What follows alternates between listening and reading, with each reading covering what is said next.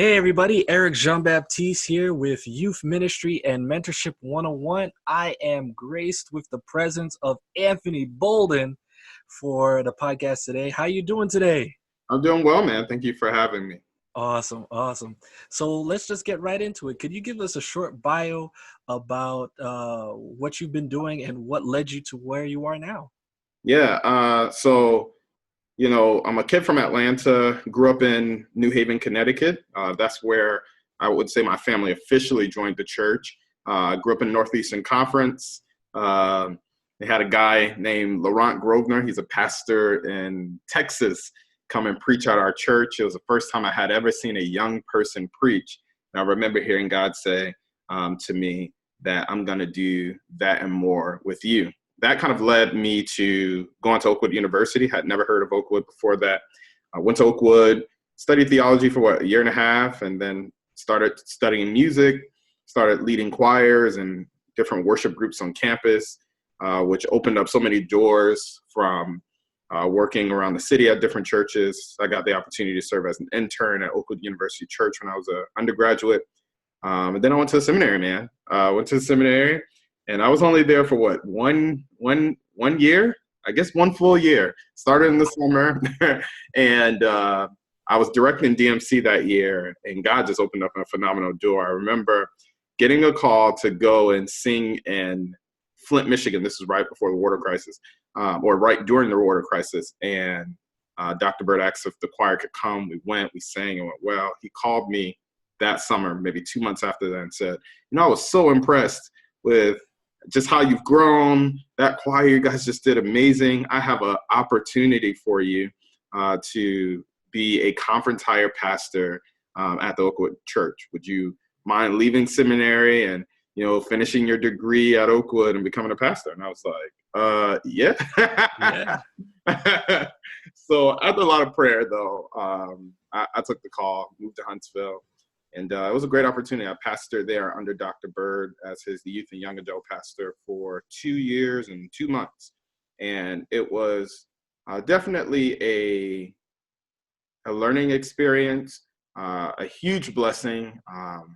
But it also taught me that, there are so many other ways to do ministry. And there are so many people outside of the church that need what we have to offer. So while pastoring, I kind of got that call from God where he was like, I want you to go and work for a nonprofit. I want you to go do some youth development work. And I remember thinking at first, am I crazy? Because it definitely took longer to get the job than I thought it would. But make a long story short, God opened up the door. My wife and I moved to Chicago. I left my job. She left her job. And we moved to Chicago, and I started working for an organization called PEAK, Partnership to Educate and Advance Kids. And that's what leads us here. So that's my story in a 4 or 5 minute nutshell. No problem. Yeah. What I found interesting in your story is you said there was a point in your ministry where you saw that there was many other ways to do ministry. Yeah. And that's basically, I would say, what you're doing now, because you're reaching these young people in the high school level. Could you actually just tell us what are you doing with PEAK? Yeah, so for those who don't know, so I run a program. I'm the program manager there. It's called, again, PEAK, Partnership to Educate and Advance Kids. What we do in a nutshell is we take academically average teenagers who are coming out of 8th grade. So we're talking about the C student, and we take that C student and we give them a one-on-one mentor for 4 years. So they have the same mentor. This mentor is usually a highly successful adult. So we're looking for people at the top of their field. So one of our mentors is a federal prosecutor, the number 2 for the government in Chicago. Some of our mentors are wealth investors. Some of our mentors are lawyers and doctors and business professionals, CEOs and principals of their companies. And they choose to mentor a student for 4 years. Because we work primarily with a Catholic school, a private Catholic school, we've been working with them for 22 years. The school costs money. It's not free. It has tuition, $9,000 a year. So we pay that student's tuition for 4 years, every year. They don't pay tuition to go to the school.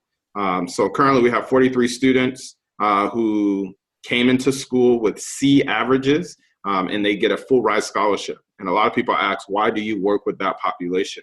What we found over these years is, one, there are tons of programs out there and opportunities for students who are what you would call the cream of the crop, right? The creme de la creme. They have the perfect test scores, and they have the perfect situation a lot of times at home. It's that kid that has a C average, and maybe at home it's a little rocky, or mom and dad weren't, great academics growing up, and they're just coasting through. That person usually won't get a scholarship to go to a specialized school, and that's a big thing in Chicago because we have selective enrollment. So if you don't get into a good charter school or a good school in Chicago, you kind of end up on the lower end of the totem pole. Holy Trinity is a really, really academically rigorous school. It's a values-based school, which really attracted me to the school. But it's also a small school, 350 high school students. So everybody knows your name, right? Mm-hmm. So in a nutshell, that's what Peak is. We're trying to look for the underserved student who won't get this opportunity anywhere else, and then we invest in them. And I mean, not only do we give them money and mentorship, but academic support all the way through. So any student in my program that slips below a C-, I know it as soon as it happens. And then we have staff in the school that automatically are deployed to create a plan with that student to help them get that grade up. Or let's say a student has an at-home issue, we have relationships with the counselors. This is an amazing thing. And it really excites me because we get to see kids who, we have a student, his name's Justin Rose, an alum. His parents were struggling with substance abuse. His brother practically raised him. He joined Peak. And when he graduated high school, he wanted to go play college ball. And the school that he got accepted to wasn't giving him enough money to pay. But his mentors convinced him that you need to go to the state school that's going to give you more money. And because of their wisdom, they helped him get into the school. They helped him navigate his way through college. He is now about to finish his PhD. Wow. Just landed a job. Mind you, this dude is 1 year older than me, I believe. He's 29. Just landed a job at the University of Illinois Springfield, one of the largest universities in the state, as the director of diversity and inclusion. So I'm talking about changing somebody's life trajectory, right? That's the work that we're trying to be a part of. So that's Peak. You can tell I'm a big fan because just listening to it, I'm a big fan as well. And that's gonna probably, before I say my 2 cents, I'm gonna ask this question of you, because you just mentioned this young man who's just 1 year older than you. He had mentors that steered him in a good direction, not forcing it on him, but gave him good advice that really benefited his life. So my question to you is, seeing it firsthand in the school system, how does mentorship benefit young people? I mean, I think it's a complete game changer, because you got to understand that with anybody, right? Obviously, we're working with students who are coming from some of Chicago's toughest neighborhoods, but even business professionals have mentorship programs in their jobs, and they do it because, and we do it because, there's an understanding that you need someone who has gone where you're trying to go, right? And who has done what you're trying to do. You need someone who can help you navigate the minefield, quote unquote, that is your life. And a lot of times we try to learn as we go or learn by our mistakes, and that's okay. But that is not always the greatest way to learn, right? There are certain things that you don't want to make mistakes on. You don't need to make mistakes on how to handle your finances. That's not a mistake that you have to make. We don't want students having to make mistakes on taking out too many student loans, right? Because certain mistakes will put you in a setback that it'll be hard to recover from. So, I mean, I even myself as an adult still have a mentor to this day. And I think having the right people in my life who I know I can go to for certain things have really allowed me to make the moves that I've made in my career and my personal life with confidence, knowing, that I got a good tribe, if you would, around me, kind of helping me navigate this thing. Awesome. I'm excited about that, hearing what you've seen, especially myself. I come from Catholic school education, private school education, Mm-hmm. and it's completely different than public school. Yeah. It was so different that I think I was in high school, and my parents started thinking that I should go to public school, and I was like, oh no, there's no way I can go to public school now, because it's a completely different system, I different tell my culture. kids all the time when Yeah. they start complaining about, some of the requirements or whatever from the program. I say, you better remember, you go to a small school where everybody's nice, there's no fighting, kids are not disrupting the class. If I throw you in one of those schools, and honestly, for some of them, even in their neighborhood, right? And they're like, nah, Mr. Anthony, I don't know if I can handle it. Because, I mean, go from 350 students to 1,000 students. Go from a school that has 14 to 15 to 1, for teacher, to 30 students for one teacher. I mean, it changes everything. Yeah. So I definitely know what you're talking about. Yeah, and I think in that system as well, you're not only, it's not only the mentorship that's beneficial, it's the system of they preparing them for college, because that was the thing I remember in my high school. It was you're going to college. Yeah, you're going to college. You're going to college. You're going to college. So that's really interesting as well. Yeah. Now, the next question I have for you, because I think you have an awesome perspective as you're helping students in high school, and you've been a youth pastor in a fairly large church. Oakwood University Church is a very large church. How do you convince a local church or a local church pastor to assist, teenagers who may be having a hard time in school? And how would a church be able to do that? Oh man, I think. So I've had experience with having to get buy-in. All right, so I'm trying to say this delicately, if you would. Whoever the youth pastor is, right? I'm assuming the youth leaders are listening. There are obviously, if we're being real, things that come up on the budget line that usually precede the youth ministry budget.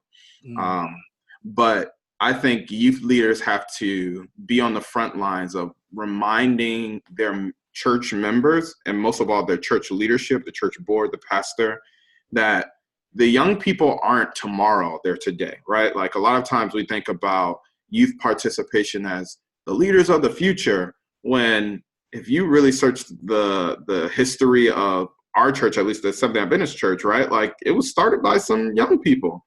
It wasn't, and no offense to our elders, right? Or not even our elders, some folks who are just 40, 50, right?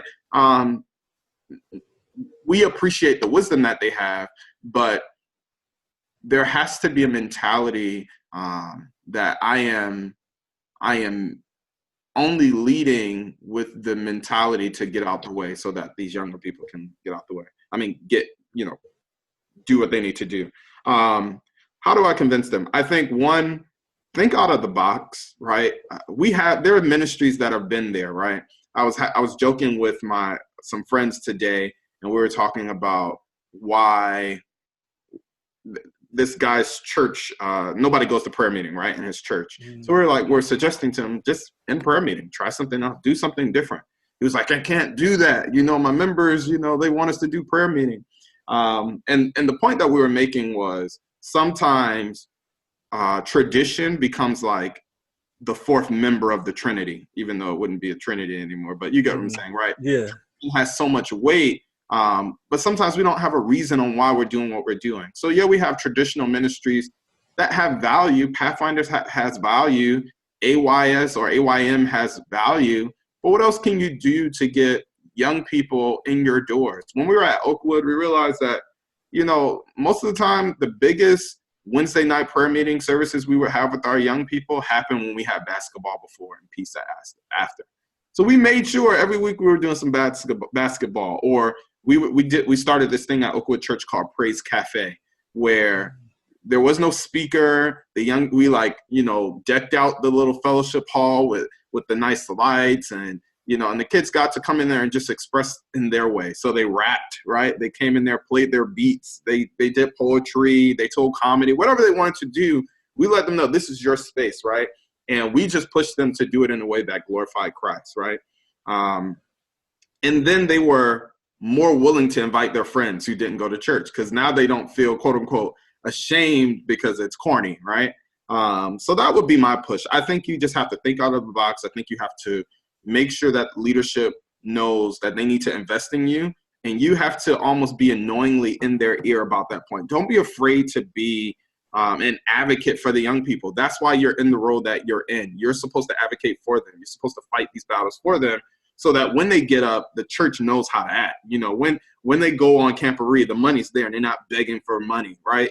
That's the role of the youth pastor, at least the way that I see it. So I hope I answered the question, but that's what, Yeah. I appreciate that. The being constantly mentioning and harping on the fact that young people need mentors, because one of the reasons I started this podcast is because I saw the benefits, just like in the Peak program, of mentorship.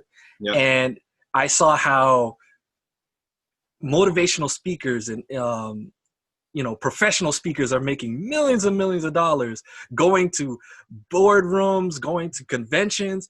And I said, what is the church doing to be reaching these people and going into these high schools and to, not necessarily drop the gospel first, but helping the students, helping those in need, and being that resource that all these other places are doing. So that's a big goal. Yeah, I love that. Yeah. So moving on, going into more of your experience as a youth pastor, I was going to ask, how do you feel the church is doing in reaching Generation Z?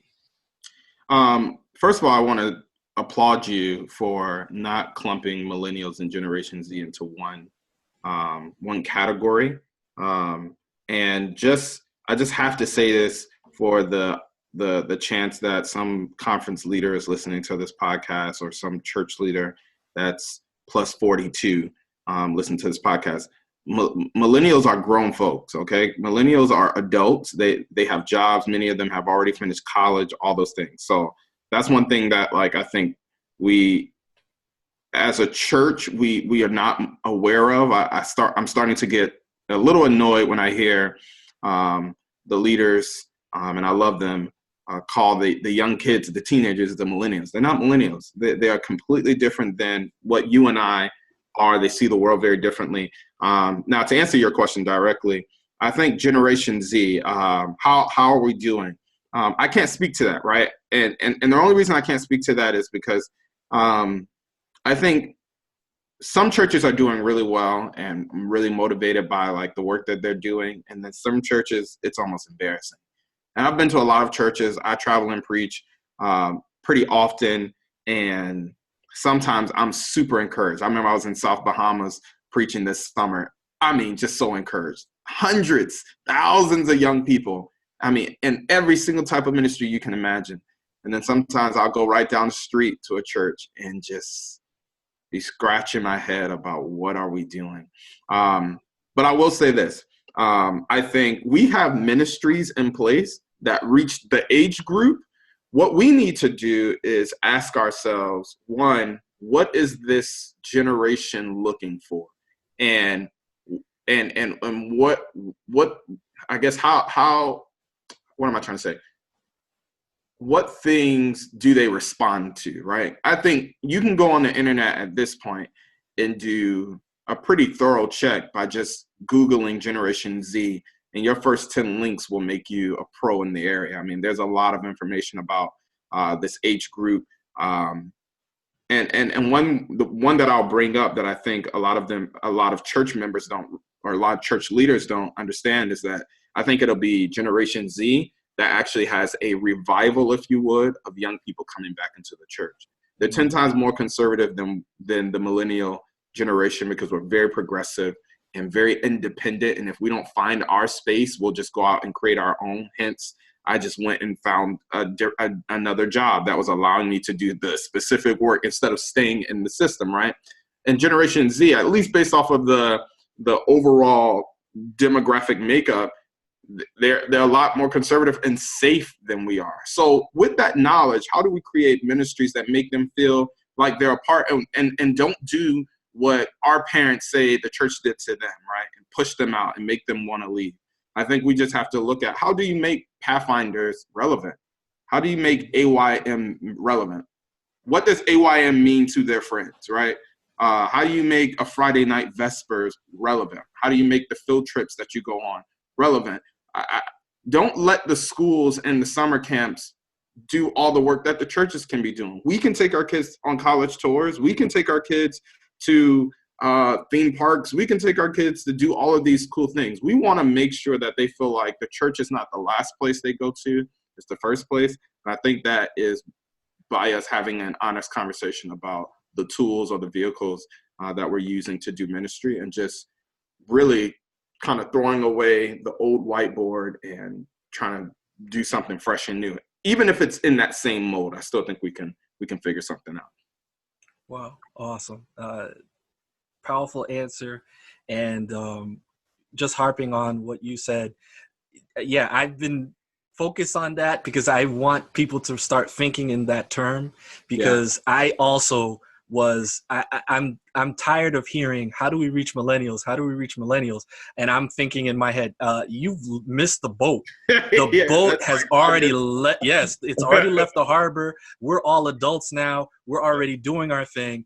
And while you're thinking of how you're going to reach millennials, you're missing the boat is coming out of the harbor for Generation Z.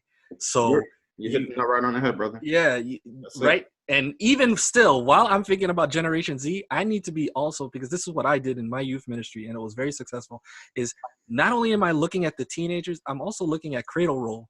Yep. And I'm talking to the parents, and I'm learning the family dynamics. Yep. Because soon they're going to be my Pathfinders. They're adventurers now, but soon they're going to be my Pathfinders. Then they're going to be my TLTs.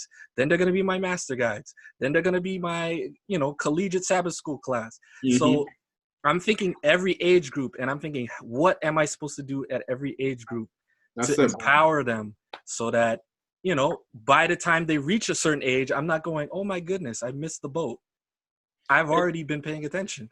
I'll say this to any pastor that's looking to grow their church, and they're saying, man, I done did meetings and nobody's coming. Listen, throw them, and let me be careful.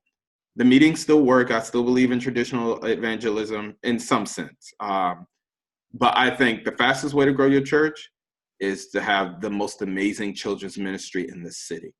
Now you live in Berrien. I remember living in Berrien and being blown away by the Pioneer Memorial Church's children's ministry. Now, mind you, their worship service is not for me. I'm sure it's a blessing for somebody. It's just not for me, right? I would be at New Life, or maybe I'll go to Harbor of Hope. But that children's ministry, I would just hear about it. Man, there's nothing like it. And people would go there, people who didn't really care for the worship necessarily. It wasn't necessarily their style, would still go there. Why?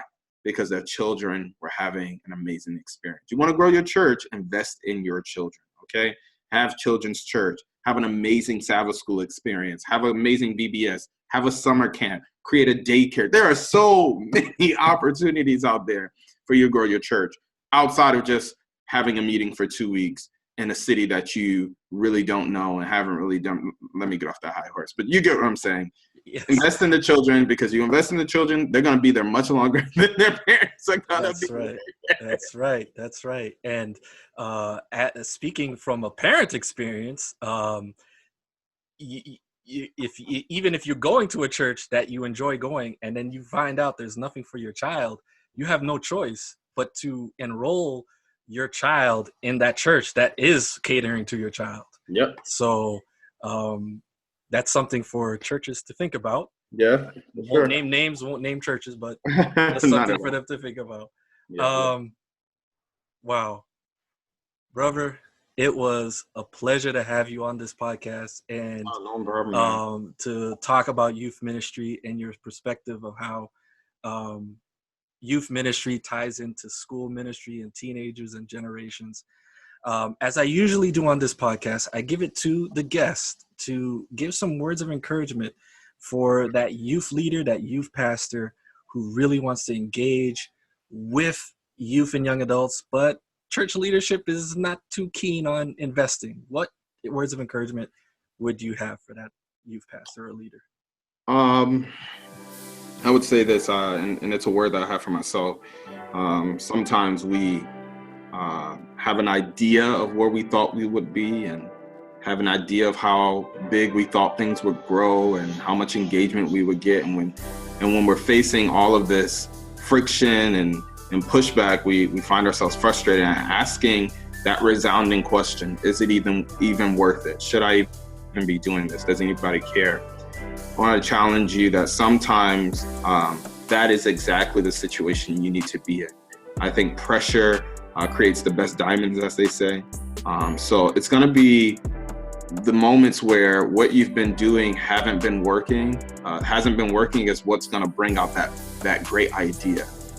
Without a little pushback, without some tough times, you may play it safe. So I want you to, instead of asking what's next, ask yourself what else, right? Like, what else can I do? This hasn't worked, that hasn't worked, what else? These people aren't really committed, who else? Don't give up, all right? Like, don't give up on where God has placed you, because where he has you is where he wants you. And then when he wants you to move on or do something else, he'll make that clear. But right now he doesn't. He wants you to stay right where you are. So I just want to encourage you to not give up, but to just keep looking for ways, and God will honor your work. So God bless you.